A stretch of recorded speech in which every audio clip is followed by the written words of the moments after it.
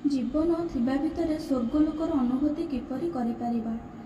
ଆଜିର ଏହି କାହାଣୀଟି ଜାଟର ଏକ ଅନ୍ୟାନ୍ୟ କାହାଣୀ। ପଞ୍ଜାବର ଗୋଟିଏ ଜାତିର କୃଷକମାନଙ୍କୁ ଜାଟ କୁହାଯାଏ। ବହୁତ ବର୍ଷ ପୂର୍ବେ ଚନ୍ଦନପୁର ନାମକ ପଞ୍ଜାବର ଗୋଟିଏ ଗାଁରେ ରାମଲାଲ ନାମକ ଜଣେ ଜାଟ ରହୁଥିଲେ। ସେ ନିଜର ପୈତୃକ ଜମିରେ ଚାଷ କରି ନିଜର ଭରଣ ପୋଷଣ କରୁଥିଲେ। ଗାଁ ଲୋକଙ୍କ ଦୃଷ୍ଟିରେ ଜାଟ ଜଣେ ବହୁତ ଧନୀ ବ୍ୟକ୍ତି ଥିଲେ, କିନ୍ତୁ କେବଳ ସେମାନେ ସ୍ୱାମୀ ସ୍ତ୍ରୀ ହିଁ ତାଙ୍କ ଘର ଭିତରର ଅବସ୍ଥା ଜାଣିଥିଲେ। ଘରେ ସବୁବେଳେ ଟଙ୍କାର ଅଭାବ ରହୁଥିଲା, କିନ୍ତୁ ସେ ସର୍ବଦା ଲୋକମାନଙ୍କୁ ଦେଖାଉଥିଲେ ଯେ ତାଙ୍କ ଘରେ କୌଣସି ପ୍ରକାରର ଅଭାବ ନାହିଁ, ତାଙ୍କ ପାଖରେ ସବୁକିଛି ଅଛି। ରାମଲାଲ ଅତ୍ୟନ୍ତ ନିରୀହ ବ୍ୟକ୍ତି ଥିଲେ, କିନ୍ତୁ ସେ ବହୁତ ବୁଦ୍ଧିମାନ ଥିଲେ। ସେ ଗାଁରେ ଛୋଟ ମୋଟ ଝଗଡ଼ା ହେଲେ ପଞ୍ଚାୟତ ଡକା ହେଉଥିଲା। ପଞ୍ଚାୟତରେ ରାମଲାଲ ଏପରି ଯୁକ୍ତି ଦେଉଥିଲେ ଯେ ବିପକ୍ଷରେ ଥିବା ବ୍ୟକ୍ତି ଚୁପ୍ ହୋଇ ରହିଯାଉଥିଲେ। ତାଙ୍କ ବୁଦ୍ଧିମତାର ଚର୍ଚ୍ଚା ଆଖପାଖ ଗାଁରେ ହେଉଥିଲା। ଧୀରେ ଧୀରେ ଏହି ଖବର ରାଜାଙ୍କ କାନରେ ପହଞ୍ଚିଲା ଯେ ରାମଲାଲ ଗାଁର କୌଣସି ବି ମାମଲା ରଦ ଦରବାରରେ ପହଞ୍ଚିବାକୁ ଦେଉନଥିଲେ ଏବଂ ନିଜେ ନିଜେ ତାର ସମାଧାନ କରିଦେଉଥିଲେ। ଏହା ଶୁଣି ରାଜା ଭାବିଲେ, କାହିଁକି ନା ରାମଲାଲ ଜାଟର ପରୀକ୍ଷା ନିଆଯାଉ, ଦେଖିବା ସେ କେତେ ଚତୁର ଏବଂ କେତେ ବୁଦ୍ଧିମାନ। ଏହା ଭାବି ରାଜା ସୈନିକମାନଙ୍କୁ ରାମଲାଲ ଜାଟକୁ ଡାକିବାକୁ ପଠାଇଥିଲେ। ଯେତେବେଳେ ସେମାନେ ରାମଲାଲକୁ ଡାକିବାକୁ ଗଲେ, ସେ ବଡ଼ ଦ୍ୱନ୍ଦ୍ୱରେ ପଡ଼ିଗଲେ ଯେ ସେ ଜାଣିପାରୁନଥିଲେ ସେ କ'ଣ ଅପରାଧ କରିଛନ୍ତି ଯେ ରାଜା ତାଙ୍କୁ ଦରବାରକୁ ଡାକିଛନ୍ତି। ରାମଲାଲ ରାସ୍ତାରେ ଏହି କଥା ଭାବୁଥିଲେ। ଦରବାରରେ ପହଞ୍ଚି ସେ ରାଜାଙ୍କୁ ପଚାରିଲେ, ମହାରାଜ, ମୋ ଦ୍ୱାରା କ'ଣ ଏମିତି ଅପରାଧ ହୋଇଯାଇଛି ଯେ ଆପଣ ମୋତେ ଦରବାରକୁ ଡାକୁଛନ୍ତି?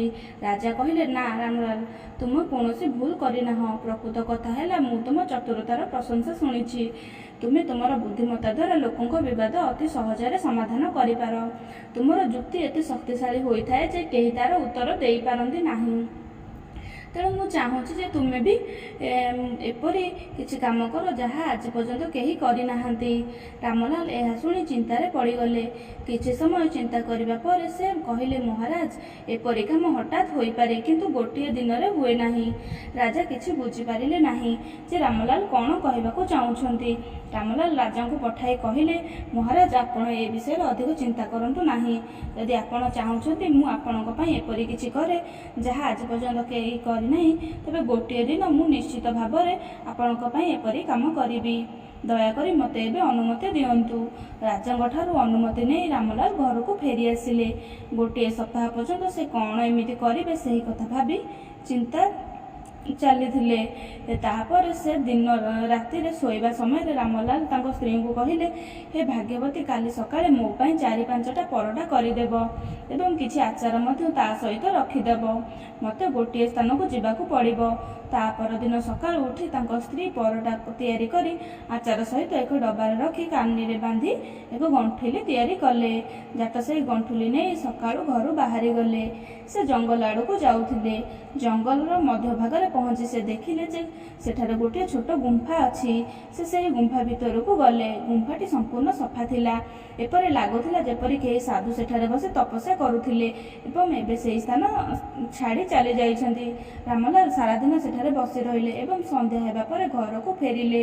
ରାମଲାଲ ଘରକୁ ଫେରିବା ବେଳକୁ ରାତି ହୋଇଯାଇଥିଲା। ତାଙ୍କ ସ୍ତ୍ରୀ ତାଙ୍କୁ ପଚାରିଲେ, ସାରାଦିନ କେଉଁଠି ଥିଲେ? ସେ କହିଲେ, ଦେଖ ଭାଗ୍ୟବାନ, ମୁଁ କୁଆଡ଼େ ଯାଉଛି ସେ ବିଷୟରେ ଅଧିକ ଚିନ୍ତା କର ନାହିଁ ଏବଂ ମୁଁ ଫେରି ଆସିଲି ନା, ତୁମେ ପ୍ରତିଦିନ ଏହିପରି ମୋ ପାଇଁ ପରଟା ତିଆରି କରିଦେଉଥାଅ। ପରଦିନ ତାଙ୍କ ସ୍ତ୍ରୀ ପୁଣି ପରଟା ତିଆରି କଲେ ଏବଂ ରାମଲାଲ ପରଟା ନେଇ ସେହି ଗୁମ୍ଫାରେ ପହଞ୍ଚିଲେ। ସେ ସାରାଦିନ ଗୁମ୍ଫାରେ ରହି ରାତିରେ ଘରକୁ ଫେରିଲେ। ଏମିତି ଗୋଟିଏ ସପ୍ତାହ ପର୍ଯ୍ୟନ୍ତ ଚାଲିଲା। ରାମଲାଲଙ୍କ ପଡ଼ୋଶୀ ଜଣେ ମାଉସୀ ରହୁଥିଲେ। କିଛି ସମୟ ପୂର୍ବରୁ ହିଁ ମଉସାଙ୍କ ମୃତ୍ୟୁ ହୋଇଥିଲା। ଗାଁର ସମସ୍ତ ଲୋକ ବୁଢ଼ୀ ମାଉସୀ ବୋଲି ଡାକୁଥିଲେ। ମାଉସୀ ରାମଲାଲଙ୍କ ଘରକୁ ଯିବା ଆସିବା କରୁଥିଲେ। ତାଙ୍କର ଏମିତି ଅଭ୍ୟାସ ଥିଲା ଯେ ସେ କିଛି ବି କଥା ଜାଣିପାରୁଥିଲେ, ତେବେ ତାଙ୍କ ପେଟରେ କିଛି ରହୁନଥିଲା। ଯେ ପର୍ଯ୍ୟନ୍ତ ସେ ସମଗ୍ର ଗାଁରେ ପ୍ରଚାର ନ କରିଛନ୍ତି, ସେ ପର୍ଯ୍ୟନ୍ତ ତାଙ୍କ ପେଟରେ ବ୍ୟଥା ହେଉଥିଲା। ଯେତେବେଳେ ସେ ଦେଖିଲେ ଯେ ରାମଲାଲ ଗୋଟିଏ ଗାଁରେ ଆଉ ବେଶୀ ସମୟ ଦେଖାଯାଉନାହାନ୍ତି, ସେ ତାଙ୍କ ଘରକୁ ତାର ସ୍ୱାସ୍ଥ୍ୟାବସ୍ଥା ପଚାରିବାକୁ ଗଲେ। ସନ୍ଧ୍ୟାରେ ରାମଲାଲ ଜଙ୍ଗଲରୁ ଫେରି ଘରେ ପ୍ରବେଶ କରିବା ସମୟରେ ହିଁ ମାଉସୀ ଆସି ପଚାରିଲେ, ପୁଅ, ଆଜିକାଲି ତୁମେ ଦେଖାଯାଉନାହଁ, ତୁମେ କୁଆଡ଼େ ଯାଉଛ? ଏହା ଶୁଣି ରାମଲାଲ କହିଲେ, ମୋତେ ସେ କଥା ପଚାର ନାହିଁ ମାଉସୀ, କାରଣ ମୁଁ ତୁମକୁ କହିଲେ ତୁମେ ସେ କଥାକୁ ଗାଁରେ ପ୍ରଚାର କରିବ। ଏହା ଶୁଣି ମାଉସୀ କହିଲେ, ନା ପୁଅ, ମୋ କଥା ବିଶ୍ୱାସ କର, ମୁଁ କାହାକୁ କହିବି ନାହିଁ। ଆଜି ପର୍ଯ୍ୟନ୍ତ ମୁଁ ତୁମ ବିଷୟରେ କେବେ କାହାକୁ କହିଛି ଯେ ଆଜି ଏବେ କହିବି?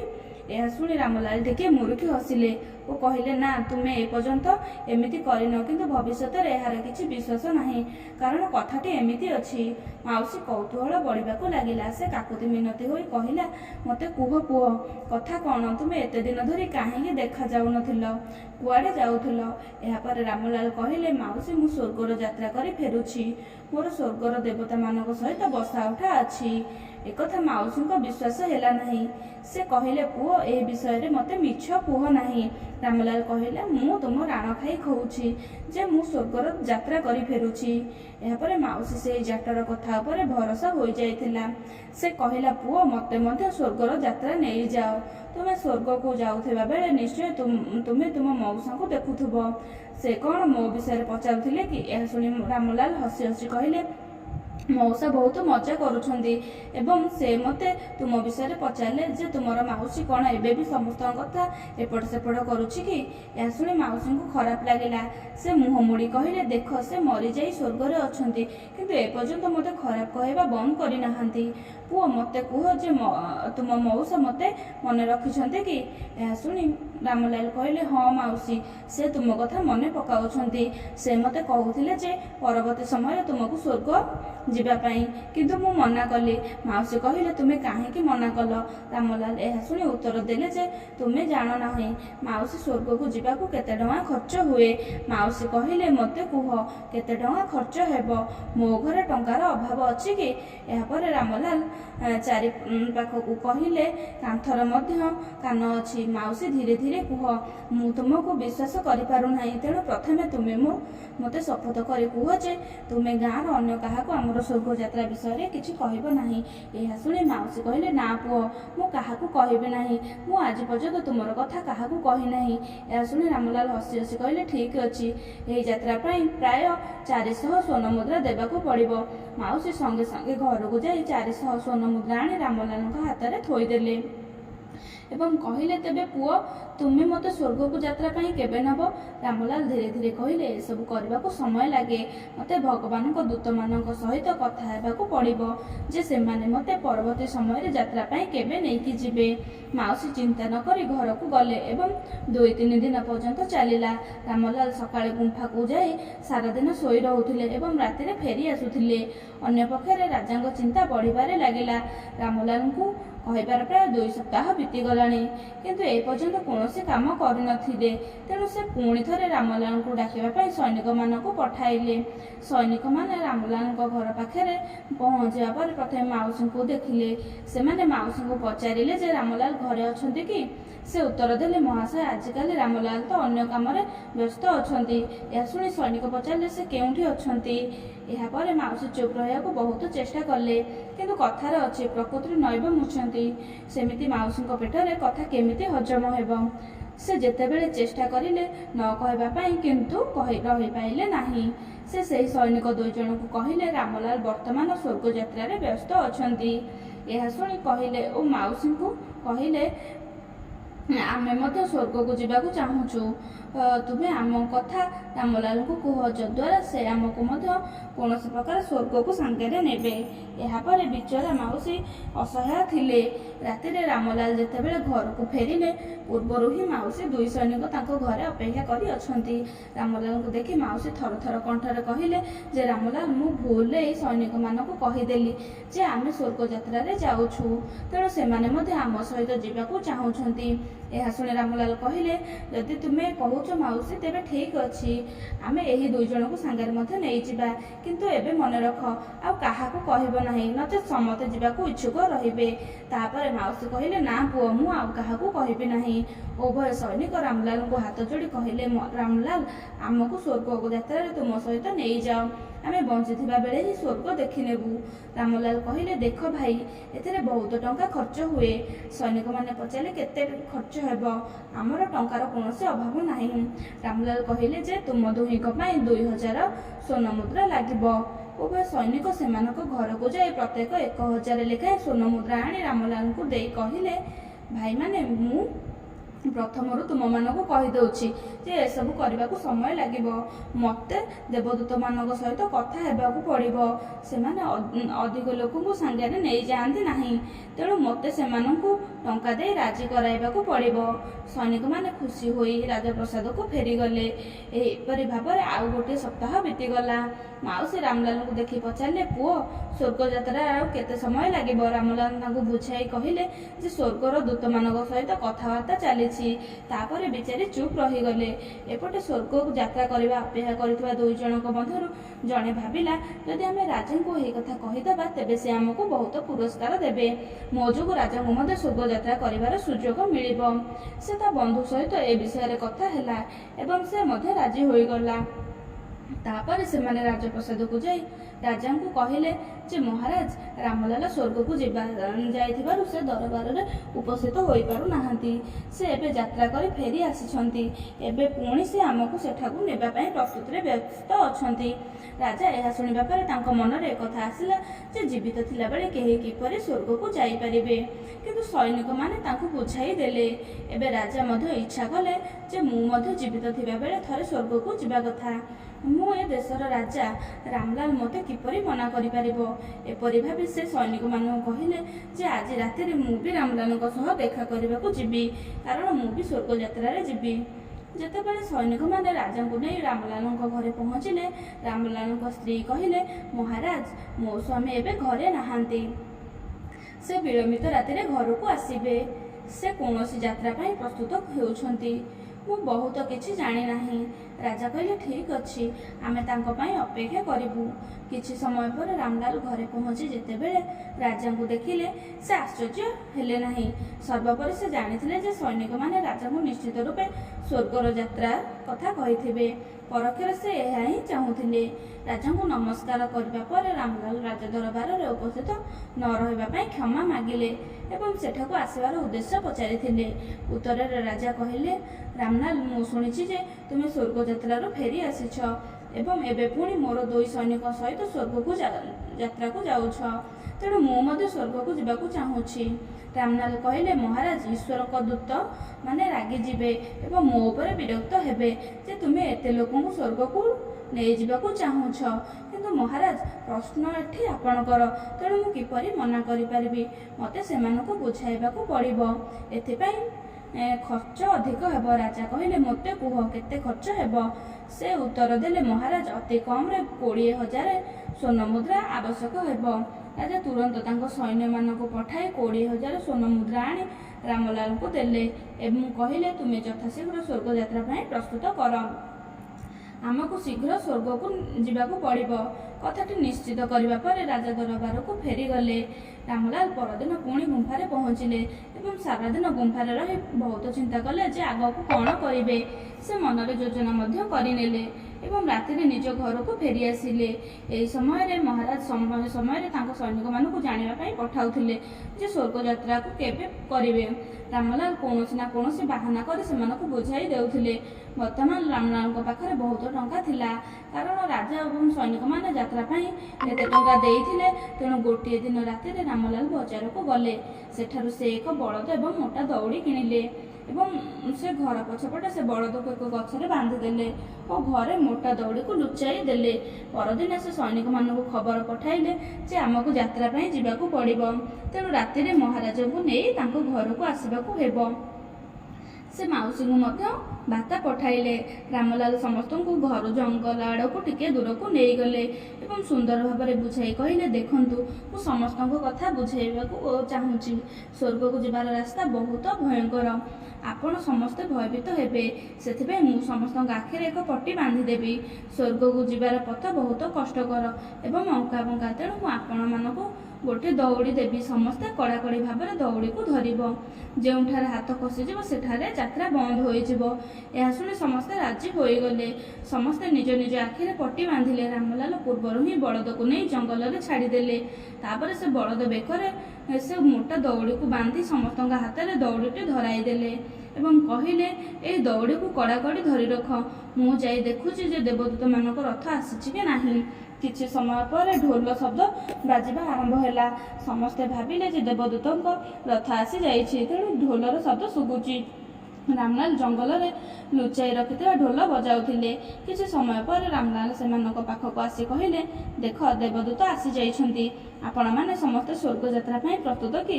ସମସ୍ତେ ଏକ ସ୍ୱରରେ କହିଲେ, ହଁ, ଆମେ ସମସ୍ତେ ପ୍ରସ୍ତୁତ। ପ୍ରଥମେ ରାଜା ଦଉଡ଼ି ଧରିଲେ, ତାପରେ ଦୁଇ ସୈନିକ ଏବଂ ଶେଷରେ ମାଉସୀ। ସମସ୍ତେ ବହୁତ ଖୁସି ଥିଲେ ଯେ ସେମାନେ ଜୀବିତ ଅବସ୍ଥାରେ ସ୍ୱର୍ଗଯାତ୍ରା କରିବାର ସୁଯୋଗ ପାଉଛନ୍ତି। ଠିକ୍ ସେତେବେଳେ ରାମଲାଲ କହିଲେ, ମୁଁ ଦଉଡ଼ିକୁ ଦୂତମାନଙ୍କ ରଥ ସହିତ ବାନ୍ଧି ଦେଉଛି। ଏବେ ସେ ଯିବାକୁ ପ୍ରସ୍ତୁତ। ସମସ୍ତେ ଦଉଡ଼ିକୁ ଦୃଢ଼ ଭାବରେ ଧରି ରଖନ୍ତୁ, ଯେପରି ହାତରୁ ଖସି ନଯାଏ। ଯଦି ଖସିଯାଏ ତେବେ ସେ ଅଧାରେ ହିଁ ରହିଯିବେ ଏବଂ ସ୍ୱର୍ଗକୁ ଯାଇପାରିବେ ନାହିଁ। ତୁମେ ସମସ୍ତେ ତାକୁ ଦୃଢ଼ ଭାବରେ ଧରି ରଖ। ଏହାପରେ ରାମଲାଲ ସୁଯୋଗ ଦେଖି ଏକ ବାଡ଼ିରେ ବଳଦକୁ ଜୋରରେ ଆଘାତ କଲେ। ଆଘାତ ପାଇବା ମାତ୍ରେ ବଳଦଟି ଦୌଡ଼ିବାକୁ ଲାଗିଲା। ସେ ଜଙ୍ଗଲ ଆଡ଼କୁ ଦୌଡ଼ିଲା। ସମସ୍ତେ ତା ପଛରେ ଦୌଡ଼ିବାକୁ ଲାଗିଲେ। ଏବେ ସେମାନଙ୍କ ମଧ୍ୟରେ ସ୍ୱର୍ଗଯାତ୍ରା ଚାଲିଥିଲା, ତେଣୁ ସେମାନଙ୍କୁ ଅନୁଭବ କରୁଥିଲେ ଯେ ସେମାନେ ଉଡ଼ୁଛନ୍ତି। ଯେତେବେଳେ ସେ ଗଛରେ ଆଘାତ ପାଉଥିଲେ ଏବଂ କେତେବେଳେ ଅନ୍ୟ କେଉଁଠାରେ ଆଘାତ ପାଉଥିଲେ, କିନ୍ତୁ ବହୁତ ଖୁସି ଥିଲେ, କାରଣ ସେମାନେ ଜାଣିଥିଲେ ଯେ ସ୍ୱର୍ଗକୁ ଯିବାର ପଥ ଏତେ ସହଜ ହେବ ନାହିଁ। ଏପଟେ ବଳଦଟି ଯେଉଁଠାରେ ଅଟକି ଯାଉଥିଲା, ରାମଲାଲ ତାକୁ ପୁଣି ବାଡ଼ିରେ ଆଘାତ କରୁଥିଲେ ଏବଂ ସେ ପୁଣି ଦୌଡ଼ୁଥିଲା। ସେ ରାଜାଙ୍କୁ ପଚାରିଲେ, ମହାରାଜ, ଆପଣ କ'ଣ ସ୍ୱର୍ଗଯାତ୍ରା ଉପଭୋଗ କରୁଛନ୍ତି? ରାଜା କହିଲେ, ଉପଭୋଗ ନୁହେଁ, ମୁଁ ପରମ ଉପଭୋଗ କରୁଛି। ତାପରେ ସେ ମାଉସୀଙ୍କୁ ପଚାରିଲେ ଯେ ସ୍ୱର୍ଗଯାତ୍ରା କିପରି ଅନୁଭବ କରୁଛ? ମାଉସୀ କହିଲେ, ହେ ପୁଅ, ମୁଁ ବହୁତ ଉପଭୋଗ କରୁଛି। ମଉସାଙ୍କୁ ଭେଟିବାର ଆନନ୍ଦରେ ମାଉସୀ ହଜି ଯାଇଥିଲେ। ସେ ତାଙ୍କୁ ଲାଗୁଥିଲା ଆଘାତକୁ ମଧ୍ୟ ଅନୁଭବ କରିପାରୁନଥିଲେ। ବଳଦଟି ଦୌଡ଼ି ଦୌଡ଼ି ଗୋଟିଏ ପାହାଡ଼ ଆଡ଼କୁ ଦୌଡ଼ିବାକୁ ଲାଗିଲା। ଏଥର ପ୍ରଥମେ ମାଉସୀ ହାତ ଛାଡ଼ିଦେଲେ ଏବଂ ସେ କ୍ଷେତରେ ପଡ଼ିଗଲେ। ଟିକିଏ ଆଗକୁ ଯିବା ପରେ ଉଭୟ ସୈନିକ ମଧ୍ୟ ହାତ ଛାଡ଼ିଦେଲେ ଏବଂ ସେ ରାସ୍ତା କଡ଼ରେ ପଡ଼ିଗଲେ। ସର୍ବଶେଷରେ ରାଜାଙ୍କ ହାତ ଖସିଗଲା, ତେଣୁ ରାଜା ଗୋଟିଏ କୂଅ ପାଖରେ ପଡ଼ିଗଲେ ଏବଂ ସକାଳ ସମୟ ହୋଇଗଲା। ସାରା ରାତି ଯାତ୍ରାରେ ବିତିଗଲା। ସକାଳ ହେଲା। ମାଉସୀଙ୍କୁ ଚେତା ଫେରିବା ମାତ୍ରେ ସେ ଭାବିଲେ ସେ ସବୁକିଛି ସ୍ଥିର ହୋଇଯାଇଛି। ତାମାନେ ସବୁ ସ୍ୱର୍ଗରେ ପହଞ୍ଚିଗଲୁ। ସେ ଉଠି ବସିଲେ ଓ ପଚାରିଲେ, ପୁଅ, ଆମେ କ'ଣ ସ୍ୱର୍ଗରେ ପହଞ୍ଚିଗଲୁ? ଏହା ଶୁଣି ସମସ୍ତେ ଆଶ୍ଚର୍ଯ୍ୟ ହୋଇଗଲେ। ସେଠାରେ ସକାଳେ ଲୋକମାନେ ନିଜ ନିଜ କ୍ଷେତରେ କାମ କରିବାକୁ ଆସିଯାଇଥିଲେ। ସେମାନେ ମାଉସୀଙ୍କୁ କ୍ଷେତରେ କାଦୁଅରେ ପଡ଼ିଥିବାର ଦେଖିଲେ ଓ ହସି ହସି କହିଲେ, ଓ ମାଉସୀ, ତୁମେ କ୍ଷେତରେ ପଡ଼ିଛ, ସ୍ୱର୍ଗରେ ନୁହଁ। ଏହା ଶୁଣି ମାଉସୀ ଆଖିରୁ ପଟି ବାହାର କରିବା ମାତ୍ରେ ଦେଖିଲେ ଯେ ସେ କ୍ଷେତ ମଝିରେ କାଦୁଅରେ ପଡ଼ିଛନ୍ତି ଏବଂ ତାଙ୍କ କପାଳରେ ହାତ ମାରି ଦେଖିଲେ।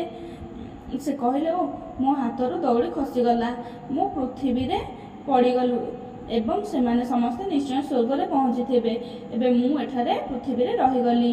ଏହା ଭାବି ସେ ମନ ଦୁଃଖରେ ତାଙ୍କ ଘରକୁ ଚାଲିଗଲେ।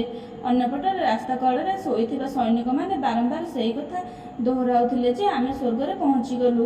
ସେଠାରେ ଯାଉଥିବା ପଥଚାରୀମାନେ ସେମାନଙ୍କୁ ଉଠାଇ ଆଖିରୁ ପଟି କାଢ଼ିଦେଲେ ଏବଂ କହିଲେ, ଭାଇମାନେ, ତୁମେ ଏବେ ପୃଥିବୀ ଲୋକରେ ଅଛ। ଏହା ଶୁଣି ସେମାନେ ଆଖି ଖୋଲି ଦେଖିଲେ ଯେ ସେମାନେ ରାସ୍ତା କଡ଼ରେ ପଡ଼ିଛନ୍ତି। ଏବେ ସେମାନେ ମଧ୍ୟ ଭାବିଲେ ଯେ ସେମାନଙ୍କ ହାତରୁ ଦଉଡ଼ି ଖସିଯାଇଛି। ଏବେ ମହାରାଜ ଏବଂ ମାଉସୀ ସ୍ୱର୍ଗରେ ପହଞ୍ଚିଗଲେ ଏବଂ ଆମେ ଏଠାରେ ପୃଥିବୀରେ ରହିଗଲୁ। ଏହା ଆମର ଦୁର୍ଭାଗ୍ୟ। ଏବେ ଉଭୟ ସୈନିକ ନିଜ ନିଜର ଭାଗ୍ୟକୁ ନୀତି ନିଜେ ନିଜର ଘରକୁ ଗଲେ। ଅନ୍ୟପକ୍ଷରେ ସକାଳେ ରାଜା ଯେଉଁ କୂଅ ପାଖରେ ପଡ଼ି ରହିଥିଲେ, ସେଠାରେ କିଛି ସ୍ତ୍ରୀ ଲୋକ ପାଣି ଭର୍ତ୍ତି କରିବାକୁ ଆସିଲେ ଏବଂ ଦେଶର ରାଜାଙ୍କୁ ଚିହ୍ନି ପାରିଲେ। ସବୁ ସ୍ତ୍ରୀ ଲୋକମାନେ ନିଜ ନିଜ ମଧ୍ୟରେ କଥାବାର୍ତ୍ତା କରିବାକୁ ଲାଗିଲେ ଯେ ଇଏ ତ ରାଜାଙ୍କ ପରି ଦେଖାଯାଉଛନ୍ତି। ସେମାନେ ରାଜାଙ୍କୁ ଡାକି ପଚାରିଲେ, ମହାରାଜ, ଆପଣଙ୍କର କ'ଣ ହୋଇଛି? ଯେତେବେଳେ ରାଜା ମହିଳାଙ୍କ ସ୍ୱର ଶୁଣିଲେ, ସେ ଭାବିଲେ ସେ ସ୍ୱର୍ଗରେ ପହଞ୍ଚି ଯାଇଛନ୍ତି ଏବଂ ସ୍ୱର୍ଗର ଅପ୍ସରାମାନେ ତାଙ୍କ ସହିତ କଥା ହେଉଛନ୍ତି। ରାଜା ଖୁସି ହୋଇ ଆଖିରୁ ପଟି କାଢ଼ିବା ମାତ୍ରେ ସେ ଗାଁର ମହିଳାମାନଙ୍କୁ ଦେଖିଲେ ଏବଂ ପଚାରିଲେ, ମୁଁ କେଉଁଠି?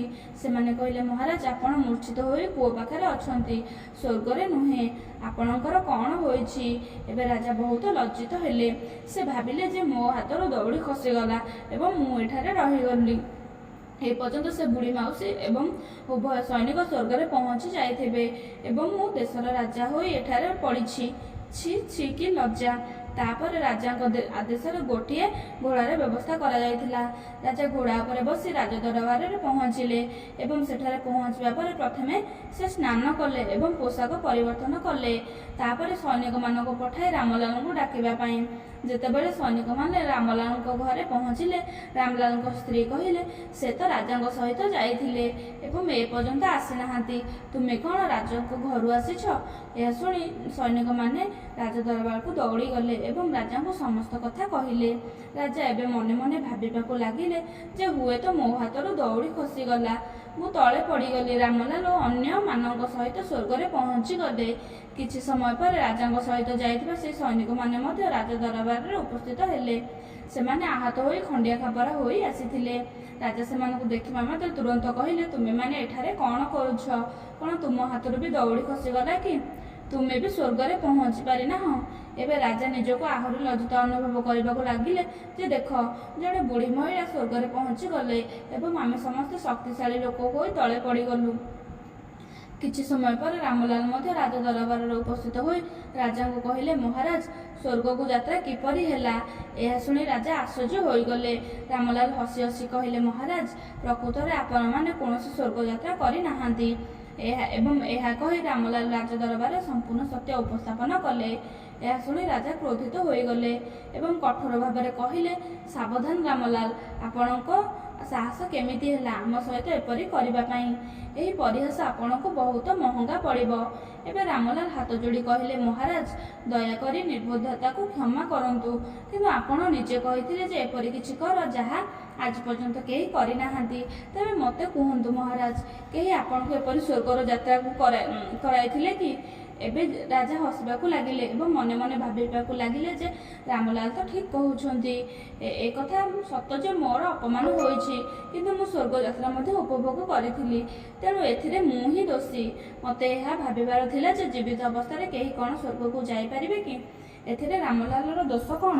ମହାରାଜ ରାମଲାଲର ବୁଦ୍ଧି ଏବଂ ଚତୁରତା ଉପରେ ବହୁତ ପ୍ରଭାବିତ ହେଲେ ଏବଂ ସେ ତାଙ୍କୁ ପୁରସ୍କାର ଦେଇ ରାଜଦରବାରରୁ ବିଦାୟ ଦେଲେ। ଅନ୍ୟପକ୍ଷରେ ଯେତେବେଳେ ମାଉସୀ ମଧ୍ୟ ଏହି ସତ୍ୟ ଜାଣିଲେ, ସେ ମଧ୍ୟ ଲଜ୍ଜିତ ହୋଇଗଲେ ଓ ମନେ ମନେ ହସିବାକୁ ଲାଗିଲେ ଯେ ମୁଁ ଏହି ଯାତ୍ରାରେ ଏକା ନୁହେଁ, ଏ ଦେଶର ରାଜା ମଧ୍ୟ ମୋ ସହିତ ଥିଲେ। ଏହି କାହାଣୀଟି ମୁଁ ଏଇଠାରେ ଶେଷ କରୁଛି। କାହାଣୀଟି ଭଲ ଲାଗିଥିଲେ ଭିଡ଼ିଓକୁ ଲାଇକ୍ କରନ୍ତୁ ଏବଂ ଚ୍ୟାନେଲରେ ନୂଆ ହୋଇଥିଲେ ଚ୍ୟାନେଲକୁ ସେୟାର କରନ୍ତୁ ଏବଂ ସବସ୍କ୍ରାଇବ୍ କରନ୍ତୁ।